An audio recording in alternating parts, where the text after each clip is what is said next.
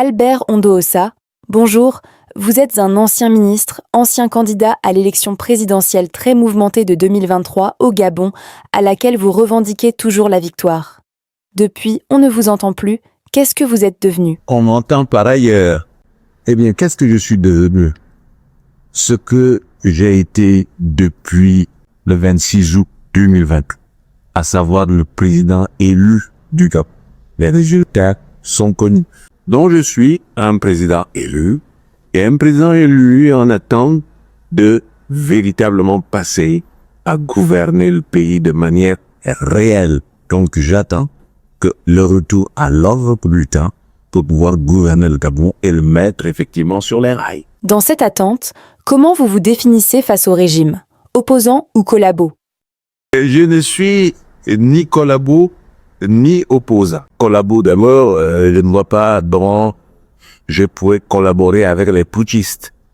Bien évidemment, en politique, on discute toujours.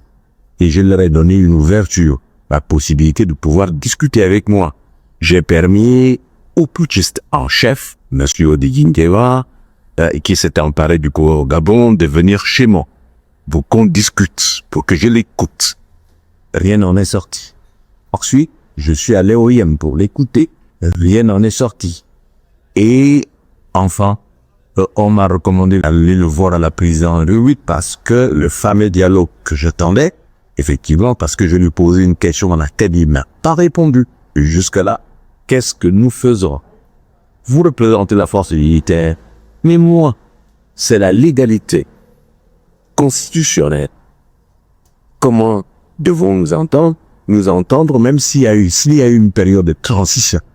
Comment la menons-nous pour qu'il y ait un retour à l'ordre constitutionnel, étant entendu que pour moi, l'élection présidentielle a déjà eu lieu et je l'ai gagnée. J'ai un papier qui atteste que je l'ai gagné. Donc, il n'y a pas de souci et rien n'en est sorti non plus. Donc, je ne suis pas un collabo. Maintenant, est-ce que je suis un opposant? Mais non. L'opposition suppose effectivement que il y a un vote libre à l'Assemblée. Le parti, ou les partis qui ont fait une coalition et qui ont gagné, ils sont des partis de gouvernement. Et les partis qui n'ont pas gagné sont des partis de l'opposition, dont je ne suis pas de l'opposition. Donc, je ne peux pas être opposant.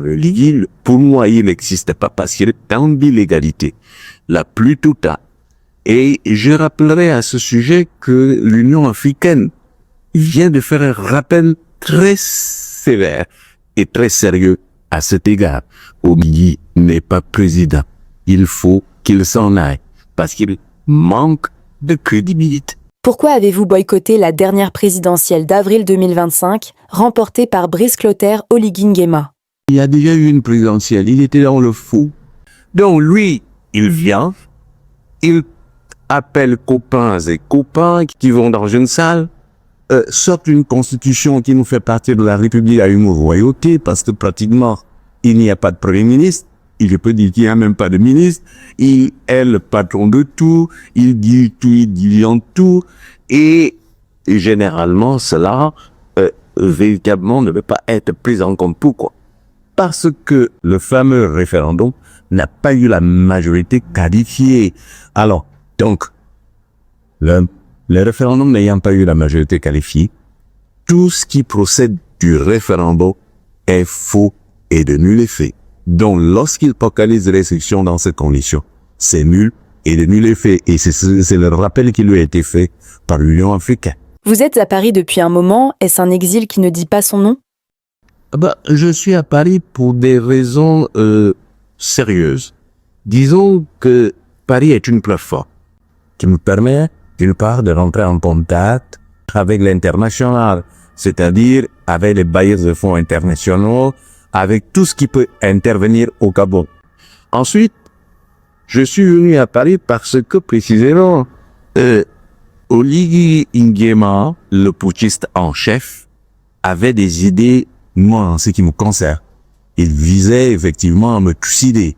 Véritablement, j'avais des informations très précises à cet égard. Et mes amis, et Dieu sait s'il y en a sur le plan international, m'ont demandé de me retrouver à Paris, où je peux me déployer en toute liberté, où je peux effectivement saisir n'importe quel bailleur de fonds international, n'importe quel opérateur pour les intéresser à la situation du Gabon, une fois qu'on ligne la tarte. L'actualité au Gabon a été marquée ces dernières semaines par une longue grève dans le secteur de l'éducation. Universitaire, ancien ministre de l'Éducation que vous êtes, quelle est votre réaction? Je souffre dans ma chair doublement, parce que c'est mon métier. Et généralement, quand on va dans ce métier-là, quand on opte pour ce métier, c'est une vocation. La vocation, c'est de transmettre le savoir. Et quand on est universitaire, on produit la connaissance et on transmet la connaissance. Et ensuite, à mon niveau, on encadre. Alors donc, quand tout cela, effectivement, est arrêté, au primaire et au secondaire, cela pose problème. Parce que tous les pays qui se sont développés dans le monde ont eu pour première priorité la formation et l'éducation. Or, depuis pratiquement 20 ou 30 ans, l'éducation au Gabon est bloquée. L'éducation que moi j'ai reçue, au primaire, au secondaire, c'est une éducation qui a été évacuée. À la faveur de quoi? À la faveur du boom pétrolier. Le boom Bongo est venu avec effectivement sa manière de voir la société, parce que la majorité n'ont pas été à l'école, ils ne savent pas ce que c'est, et ils ont dit qu'on peut placer n'importe qui, n'importe où. Et ça a désajusté notre société, au plus loin que l'enseignement qui était un métier prisé est au ras de pâquerette et au dernier rang de la société. Donc la grève actuelle, effectivement, pour bien la comprendre, c'est pour déterminer, redéfinir le rôle de l'enseignant dans une société qui est un rôle de premier rang et non un rôle de dernier choix, parce que c'est la formation qui permet de développer un pays. Donc, j'en souffre effectivement de ce point de vue. Je souffre également parce que je suis universitaire moi-même. Je souffre enfin parce qu'il y a des ministres de l'Éducation nationale. À l'époque, j'ai proposé une manière, effectivement, de refonder notre système éducatif, et au primaire et au secondaire. Et tout cela est resté malheureusement lettre morte. Donc, pratiquement, c'est dans le programme politique que j'ai proposé aux Gabonais. J'ai adapté tout cela au temps présent, compte tenu des nouvelles technologies de l'information. Et c'est désolant qu'on en soit à ce point. Mais les enseignants en prison, je leur dis effectivement qu'il faut qu'ils attendent, qu'ils se combattent, qu'ils se battent pour le retour à l'ordre républicain, et les solutions à leurs problèmes seront rapidement trouvées pour un enseignement de qualité. Comment réagissez-vous à la suspension des réseaux sociaux dans votre pays? Au Likinyera, c'est la négation de la démocratie. C'est le déni de démocratie. Dès lors que vous êtes dans des situations de putsch, c'est le déni de démocratie, c'est le déni du droit. Le fait qu'il soit là, c'est véritablement un rejet, un déni de démocratie. Et je ne m'étonne pas du tout des actes qu'il pose, parce que il a un passé, ce monsieur, et son passé est lourd. Il traîne beaucoup de casseroles, et il a été le chef des renseignements généraux, effectivement, chez Alibo. Donc, tous les combats, c'est lui qui les faisait. C'est quelqu'un qui n'a pas de cœur et qui, par ailleurs, n'a aucune instruction, n'est pas armé pour occuper le poste et qu'il occupe aujourd'hui. La note du Gabon a été abaissée par Fitch Ratings. Votre réaction? Alors, dès que quelqu'un n'a pas été préparé au pouvoir et qu'il vient au pouvoir, non seulement qu'il est là, mais il endosse tous les pouvoirs. Il est au-dessus de tout. C'est lui le roi suprême du Gabon, donc pratiquement, il n'y a pas de premier ministre. À qui va-t-on s'adresser? Ce n'est pas aux ministres qui ne sont que des faire-valoir. C'est lui. Et quand vous prenez un pays, que vous commencez à piller ce qui existe, vous commencez à prendre dans les scellés. Alors que vous êtes le premier magistrat du pays, vous prenez dans les scellés. Vous en faites votre propriété pour faire votre campagne, etc., etc. Que vous confondez votre poche avec la peau de l'État. Ça aboutit à ce genre de choses. Et que vous pensez qu'on peut s'endetter n'importe comment, alors que étant membre de la CEMAC, le Gabon est soumis à des contraintes. Nous ne devons pas dépasser en termes d'endettement 70% des PIB. Et la situation actuelle, elle est non seulement préoccupante pour le Gabon, mais pour la sous-région. Parce que ce putschiste en chef met l'autre sous-région en danger. Et là, précisément, on n'est pas très très loin d'une dévaluation du franc CFA. La réunion qu'il y a eu à Brazzaville, c'est une réunion où effectivement il devait appeler en urgence le Fonds monétaire international. Il n'y a pas d'autre solution. Pourquoi? Parce que ça s'adresse au marché. Les taux d'intérêt sont prohibitifs et les délais sont courts. Alors, donc il faut s'adresser à la fonction publique internationale, donc au Fonds monétaire, sachant que le Gabon est un contributeur du Fonds monétaire, est membre du Fonds monétaire international. À partir de ce moment, il y a différents programmes et il appartient effectivement au pays de lui préconiser un programme de stabilisation. Mais je ne vois pas Oligui Nguema en train de penser à cela. Il croit qu'il est au pouvoir et véritablement, il se pavane par bons et par veaux. Il ne sait pas du tout comment, effectivement, comment organiser et comment diriger un pays. Il y a des problèmes de gouvernance et la note de fiche ne m'étonne pas du tout. Mais ce n'est pas une fatalité, je dis aux Gabonais, que nous devons avoir un seul combat. Faire en sorte que ce monsieur part au plus tôt du pouvoir. Et dès lors qu'on est à l'ordre, pourquoi? Parce qu'il y a nécessairement en filigrane un problème de crédibilité. Gérer un pays, il faut être crédible. Surtout un État qui se veut libéral.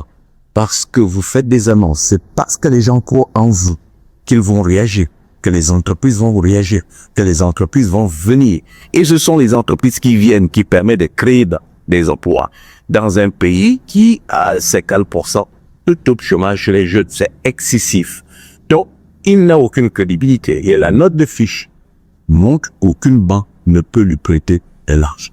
Voilà au moins qu'on est dans tout ce qu'il raccorde, c'est les faillites. Effectivement, partout où il met les pieds. La dernière en date, c'est qu'il était effectivement à Dubaï. Il est revenu sans un copain. La seule chose qu'on lui reconnaît, c'est le chef d'État qui a le plus signé les documents, mais derrière, il n'y a aucun copain. Voilà où nous en sommes. Quelle est votre recette pour la sortie de crise? La sortie de crise, il n'y a qu'une seule recette. Le retour à l'ordre républicain. Dès lors qu'il y a un retour à l'ordre républicain, on a confiance de la population qui a voté quelqu'un qui avait un projet. Ensuite, tous les bailleurs de fonds internationaux vont revenir. Et je suis en contact avec certains d'entre eux. Tous les opérateurs internationaux veulent bien venir. Mais il faut qu'il y ait un agent crédible qui soit capable de mettre une justice crédible, non une justice aux autres. Parce que dès lors que le droit de la propriété privée est respecté, les entreprises peuvent venir à toute aise. Dès que le code d'investissement est respecté, les entreprises peuvent venir et le Gabon peut à nouveau prospérer. C'est la recette, le retour à l'ordre constitutionnel. Votre message aux Gabonais? Je leur demande que la lutte, le combat politique est multiforte. Je suis à un niveau court. Étant à Paris, ça me donne la latitude d'aller où je veux, d'entrer en contact avec qui je veux, et parents. Et là, pourquoi? Pour préparer l'avenir. J'entre en contact avec des investisseurs. J'entre en contact avec des financiers qui, le Gabon étant dans cette situation, peut automatiquement, dès qu'il y a change de pouvoir, venir au Gabon. Eux, sur place, qu'est-ce qu'ils doivent faire? Ne pas s'intéresser aux problèmes de détail. Poser une seule question qui est fondamentale. Le départ immédiat d'Oligui Nguema. C'était Albert Ondo, ça, depuis le studio parisien de France Afrique Média. À très bientôt.